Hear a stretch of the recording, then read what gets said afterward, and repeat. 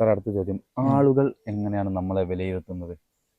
അത് വളരെ പ്രസക്തമായിട്ടുള്ള ഒരു ചോദ്യമാണ്. നമ്മുടെ ഈ ആധുനിക സമൂഹത്തിൽ ആളുകൾ വിലയിരുത്തുന്നത്, പണ്ട് കാലത്തൊക്കെ നമ്മൾ കേട്ടിട്ടുണ്ട് സത്യസന്ധത, ധർമ്മം, നീതി, അല്ലെങ്കിൽ ആളുകളെ അവരുടെ പുറത്തെ വസ്ത്രം നോക്കി വിലയിരുത്തരുത് എന്നാണ് പറയുന്നത്. ചിലപ്പോൾ ഒരു പാവപ്പെട്ട കോട്ടിന്റെ അടിയിലായിരിക്കും വലിയൊരു ഹൃദയം ഉണ്ടാകുക, അങ്ങനെയാണ് പറയുന്നത്. പക്ഷെ ഇന്നത്തെ കാലത്ത് ആളുകൾ ഈ പറയുന്ന മാധ്യമങ്ങളുടെ ആയിക്കോട്ടെ, അല്ലെങ്കിൽ സോഷ്യൽ മീഡിയ ആയിക്കോട്ടെ, അല്ലെങ്കിൽ ഈ മുഖ്യധാരാ സമൂഹം പോപ്പ് കൾച്ചർ കാണിക്കുന്നതായിട്ടുള്ള കാര്യങ്ങൾ കണ്ട് കണ്ട് അതിൽ നിന്ന് ആളുകൾ വിചാരിക്കുന്നത് വെൽ ഡ്രസ്ഡ് ആയിട്ടുള്ള ആള് മാന്യനാണ്.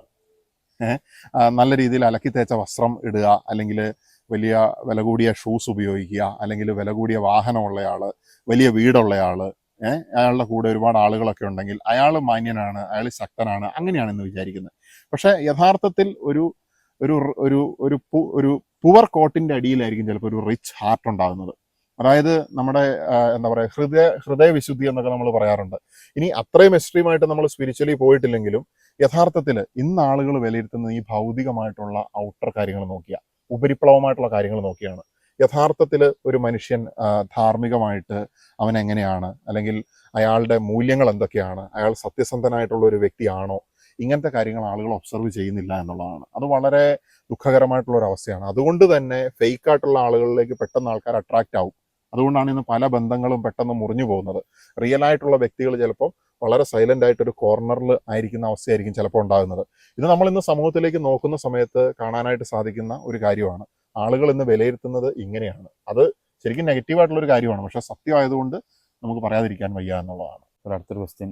ജീവിതത്തിൽ മാറ്റം വരാൻ എന്താണ് നമുക്ക് വേണ്ടത്? ജീവിതത്തിൽ മാറ്റം വരിക എന്ന് പറയുമ്പം എല്ലാ മനുഷ്യനും ആഗ്രഹിക്കുന്ന ഒരു കാര്യമാണ്. അല്ല, ജീവിതം നമ്മൾ വിചാരിച്ച ഒരു ഡയറക്ഷനിലേക്ക് അല്ല പോകുന്നത് എന്നുണ്ടെങ്കിൽ മനുഷ്യൻ എപ്പോഴും മാറ്റം വേണമെന്ന് ആഗ്രഹിക്കും.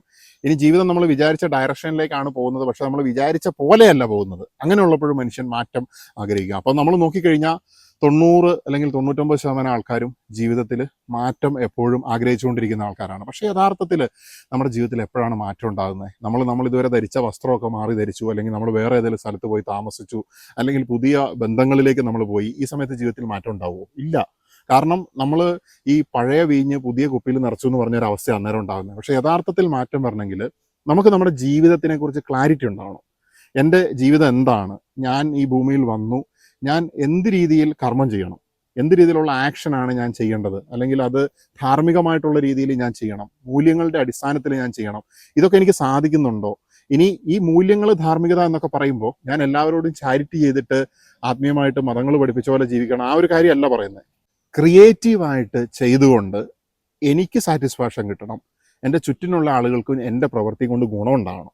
അപ്പം അങ്ങനെ ഞാൻ എന്ത് ചെയ്യണമെന്ന് കണ്ടെത്തണമെങ്കിൽ എനിക്ക് എന്നെക്കുറിച്ച് അവബോധം വേണം. അതായത് എനിക്ക് കൃത്യമായിട്ടൊരു കാര്യം ചെയ്യണമെങ്കിൽ എൻ്റെ കഴിവ് എന്താണ്, എൻ്റെ കഴിവുകേട് എന്താണ്, എൻ്റെ നെഗറ്റീവ് എന്താണ്, എൻ്റെ പോസിറ്റീവ് എന്താണെന്നുള്ള കൃത്യമായിട്ടുള്ള അവബോധം വേണം. അതിന് നമുക്ക് തൽക്കാലത്തേന് എന്താ പറയുക, ഒരു സെൽഫ് അവെയർനെസ് എന്ന് വേണേൽ പറയാം.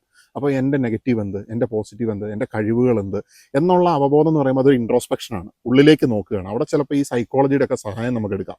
നമുക്കിങ്ങനെ പല രീതിയിലുള്ള ആപ്റ്റിറ്റ്യൂഡ് ടെസ്റ്റുകളും കാര്യങ്ങളും ഒക്കെ ചെയ്തിട്ട് നമ്മളുടെ അഭിരുചികൾ എന്താണെന്ന് മനസ്സിലാക്കി നമുക്കത് ചെയ്യാൻ പറ്റുന്നുണ്ടോ എന്ന് ട്രൈ ചെയ്ത് നോക്കുക. അങ്ങനെ ചിലപ്പോൾ സൈക്കോളജി പറഞ്ഞു എന്ന് കരുതി നമുക്ക് ചെയ്യാൻ പറ്റിക്കണമെന്ന് നിർബന്ധമൊന്നുമില്ല. നമ്മൾ ആക്ച്വൽ സിനാരിയോയിലോട്ട് ഇറങ്ങി ചെയ്യണം. അങ്ങനെ ചെയ്യുമ്പോൾ നമുക്ക് നമ്മളെക്കുറിച്ചൊരു ക്ലാരിറ്റി കിട്ടുവാണ്.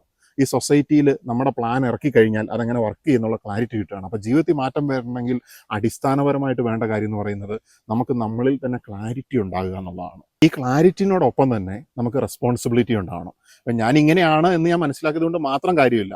എനിക്ക് ഈ ചെയ്യുന്ന കാര്യം കൺസിസ്റ്റൻ്റ് ആയിട്ട് ചെയ്യാൻ പറ്റുന്നുണ്ടോ, അതുകൊണ്ട് റിസൾട്ട് എനിക്ക് ഉണ്ടാക്കാൻ പറ്റുന്നുണ്ടോ?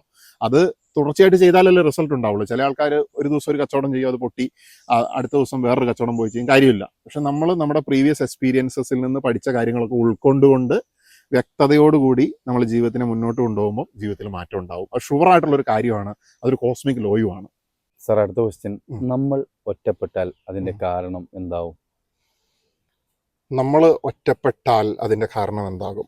അവിടെ നമ്മൾ എന്നുള്ള വാക്ക്, നമ്മൾ തന്നെ, ഒറ്റപ്പെടുക എന്നുള്ള വാക്ക് അല്ലേ, അവിടെ വേറൊരാളുടെ റോളില്ല. പക്ഷെ സാധാരണ ആൾക്കാർ എപ്പോഴാണ് ഒറ്റപ്പെടുന്നത്? എൻ്റെ കൂടെ ഒരാളുണ്ട്, അല്ലെങ്കിൽ ഒരു സുഹൃത്തുണ്ട്, അല്ലെങ്കിൽ ഒരു പാർട്ട്ണറുണ്ട്, അയാൾ നമ്മളെ ഒഴിവാക്കുമ്പോഴാണ് അല്ലേ പലപ്പോഴും മനുഷ്യന്മാർക്ക് ഒറ്റപ്പെടുന്ന ഒരു ഫീലിംഗ് ഉണ്ടാകുന്നത്. അല്ലെങ്കിൽ എൻ്റെ കുടുംബത്തിലുള്ള ആൾക്കാരൊന്നും ഇല്ല, എന്നെ വിട്ടുപോയി, അങ്ങനെ ആകുമ്പോൾ മനുഷ്യൻ ഒറ്റപ്പെട്ടു എന്നുള്ളൊരു ഫീലിംഗ് വരും. പക്ഷേ ഈ ഒറ്റപ്പെടുക എന്ന് പറയുമ്പം ആദ്യം സാറ് ചോദിച്ച ചോദ്യത്തിൽ തന്നെ ഈ എന്താ പറയുക, നമ്മൾ ഒറ്റപ്പെടുക എന്നാണ് പറയുന്നത്, അല്ല നമ്മളാണ് അവിടുത്തെ ആൾ. അപ്പോൾ യഥാർത്ഥത്തിൽ നമ്മുടെ ഈ ഒറ്റപ്പെടൽ എന്ന് പറയുന്നത് നമ്മൾ തന്നെയാണ് അതിൻ്റെ ഒരു റീസൺ എന്ന് പറയുന്നത്. അപ്പം നമ്മുടെ ചുറ്റിനും ആരുമില്ല, എല്ലാവരും നമ്മളെ ഉപേക്ഷിച്ച് പോയാലും യഥാർത്ഥത്തിൽ നമ്മൾ ഒറ്റയ്ക്കാണോ എന്നുള്ളതൊന്ന് ചിന്തിക്കേണ്ടിയിരിക്കുന്നു. കാരണം നമ്മുടെ ഉള്ളിൽ എപ്പോഴും നമ്മൾ എവിടെ പോയാലും എന്ത് ചെയ്യാൻ നോക്കുന്ന സമയത്ത് നമ്മളോട് തന്നെ സംസാരിക്കുന്ന ഒരു ശബ്ദമുണ്ട്. നീ ഇങ്ങനെ പോരുത്, ജംഷീർ അങ്ങോട്ട് പോരുത്, അല്ലെങ്കിൽ ഇന്ന കാര്യത്തിൽ ഇങ്ങനെ ചെയ്യണം, അപ്പോഴാണ് കൃത്യമായിട്ട് വരിക എന്ന് പറഞ്ഞ് നമ്മുടെ മനസ്സിൽ തന്നെ ഇൻട്രോസ്പെക്ട് ചെയ്യാനുള്ളൊരു അവസരമുണ്ട്.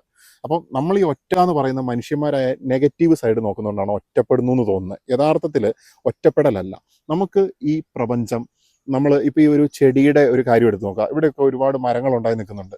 ഈ എല്ലാ ചെടികളും കൂടെ ഒരുമിച്ച് ഇടതൂർന്ന് വളരുന്നതിനേക്കാൾ ഓരോ ചെടിയും സിംഗിളായിട്ട് വെള്ളവും വളവും വലിച്ചെടുത്തിട്ടാണ് വളർന്നു വരുന്നത്. അപ്പം മനുഷ്യൻ്റെ ഉള്ളിലും ഇങ്ങനത്തെ സെൽഫ് ഗ്രോത്ത് എപ്പോഴും നടന്നുകൊണ്ടിരിക്കണം. എന്നാൽ മാത്രമേ ഈ മനുഷ്യ ജീവിതത്തിന് അർത്ഥം ഉണ്ടാകുന്നുള്ളൂ. ഇവൻ്റെ ആത്മാവ് പാഠങ്ങൾ പഠിക്കുന്നു. ഇവൻ്റെ ജീവിതത്തിലെ അനുഭവങ്ങളിൽ നിന്ന് ഈ പാഠങ്ങളൊക്കെ പഠിച്ചിട്ടുള്ള ഈ ആത്മാവാണ് മനുഷ്യൻ്റെ അവസാനത്തെ ഒരു ബ്ലൂ പ്രിൻ്റ് എന്ന് വേണേൽ പറയാം, അവസാനത്തേക്കാവുന്ന ഒരു എസൻസ് എന്ന് വേണം നമുക്ക് പറയാം, ഒരു സ്പിരിച്വൽ പെർസ്പെക്റ്റീവിൽ നോക്കുന്ന സമയത്ത്.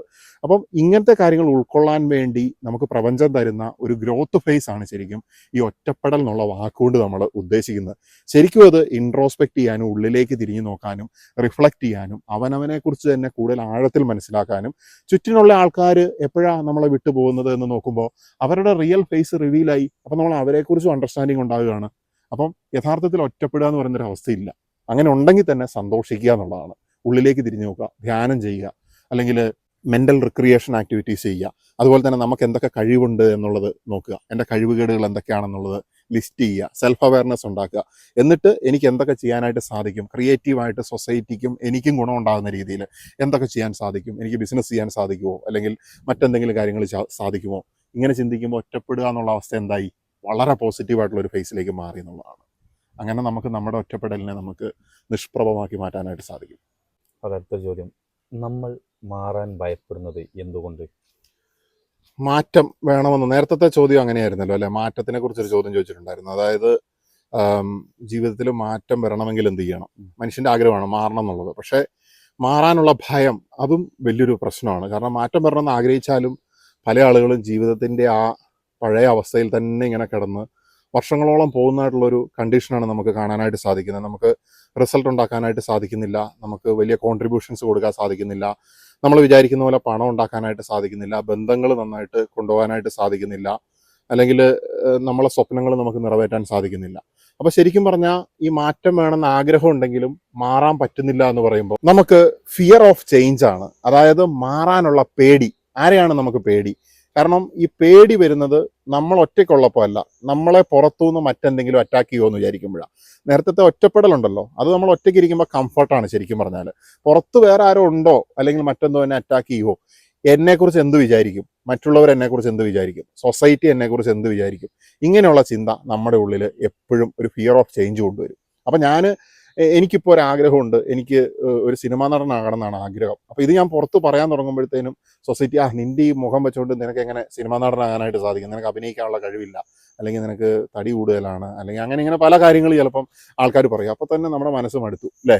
അപ്പോൾ പറയാതെ ചെയ്യുന്ന ആൾക്കാരാണേലും അവരുടെ ഉള്ളിൽ ഈ പേടി എന്താണെന്ന് വെച്ച് കഴിഞ്ഞാൽ സൊസൈറ്റി എങ്ങനെ റിയാക്ട് ചെയ്യുന്നുള്ള. അപ്പോൾ ഈ ഫിയർ ഓഫ് ചേഞ്ച് വരുന്നത് യഥാർത്ഥത്തിൽ ഈ സമൂഹം എന്ത് വിചാരിക്കും, മറ്റുള്ളവർ എന്നെക്കുറിച്ച് എന്ത് വിചാരിക്കും എന്നുള്ള ആ ഒരു കാര്യത്തിലാണ്.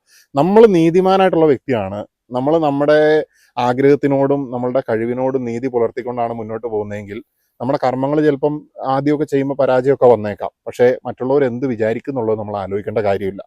കാരണം ആ ആലോചന മാറ്റിയിട്ടുണ്ടെങ്കിൽ അപ്പോൾ നമുക്ക് യഥാർത്ഥത്തിലുള്ള മാറ്റത്തിനോടുള്ള പേടി മാറി യഥാർത്ഥത്തിലുള്ള മാറ്റം വരും. സർ, അടുത്ത ക്വസ്റ്റ്യൻ, കഠിനമായി ജോലി ചെയ്യുന്നവനെ ജീവിതം എന്താണ് കടപ്പെട്ടിരിക്കുന്നത്? സാധാരണ നമ്മൾ എപ്പോഴും കേൾക്കുന്ന ഒരു കാര്യമാണ്, കഠിനമായിട്ട് അധ്വാനിച്ചിട്ടുണ്ടെങ്കിൽ അതിൻ്റെ റിസൾട്ട് കിട്ടും, എല്ലാം വിജയിക്കുമെന്നുള്ളത്.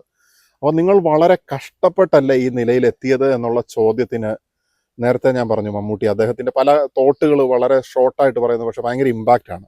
അപ്പോൾ അദ്ദേഹം പറഞ്ഞൊരു മറുപടി, ഞാൻ വളരെ കഷ്ടപ്പെട്ടാണ് എത്തിയതെന്നൊന്നും ഞാൻ പറയില്ല, പക്ഷേ ഞാൻ ആസ്വദിച്ചാണ് വന്നത്, ഇഷ്ടപ്പെട്ട പണി ചെയ്തുകൊണ്ടാണ് ഞാൻ വന്നത്. അപ്പോൾ കഷ്ടപ്പാടില്ലല്ലോ.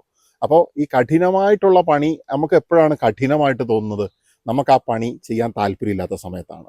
അപ്പോൾ എനിക്ക് ഇപ്പോൾ ഇവിടെയുള്ള ഈ കല്ലൊക്കെ കൂടെ പൊട്ടിച്ച് അവിടെ കൊണ്ട് വെക്കണം എന്ന് തോന്നുകയാണ്, എനിക്ക് വേറെ വഴിയൊന്നുമില്ല.